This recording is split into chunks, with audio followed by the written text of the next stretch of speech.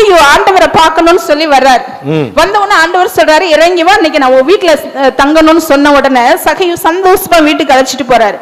போன உடனே எதுவுமே பேசல, எதுவும் அற்புதம் செய்யல. ஆனா சகேயு சொல்றாரு, என் ஆஸ்திகளில் பாதியை நான் ஏழைகளுக்கு கொடுக்கிறேன், நான் யாரிடமாவது அநியாயமாக வாங்கி இருந்தால் அதை நாணத்தனையாக திருப்பி கொடுக்கிறேன் என்று சொல்லுகிறார். ஏனென்றால் வார்த்தை மாம்சமாகி கிருபையினாலும் சத்தியத்தினாலும் நிறைந்தவராய் நமக்குள்ளே வாசம் பண்ணினார். சகேயுவினுடைய உள்ளத்திலும் அவருடைய வீட்டிலும் என்றைக்கு இயேசு என்ற வார்த்தை போச்சோ அப்பொழுதே அவர் மனம் மாறி சொல்லுகிறார், என் ஆஸ்தியை பாதியை ஏழைகளுக்கு கொடுக்கிறேன் என்று.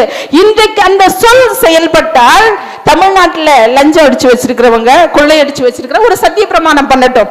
ஆண்டவரே, நான் வச்சிருக்கிற சொத்துல பாதி ஏழைகளுக்கு கொடுத்துறேன், நான் யார்ட்டெல்லாம் லஞ்சம் வாங்கி வச்சிருக்கிறேனோ அதெல்லாம் நாளத்தனையா திருப்பி கொடுத்துறேன். அந்த மக்கள் மனம் மாறட்டும். அதிகாரத்தில் இருப்பவர்கள், ஆட்சியில் இருப்பவர்கள் மனம் மாறட்டும். தமிழ்நாடு தான் சொர்க்கம், உலகத்துக்கே அதுதான் தலைப்பு செய்தி. தமிழ்நாட்டுக்கு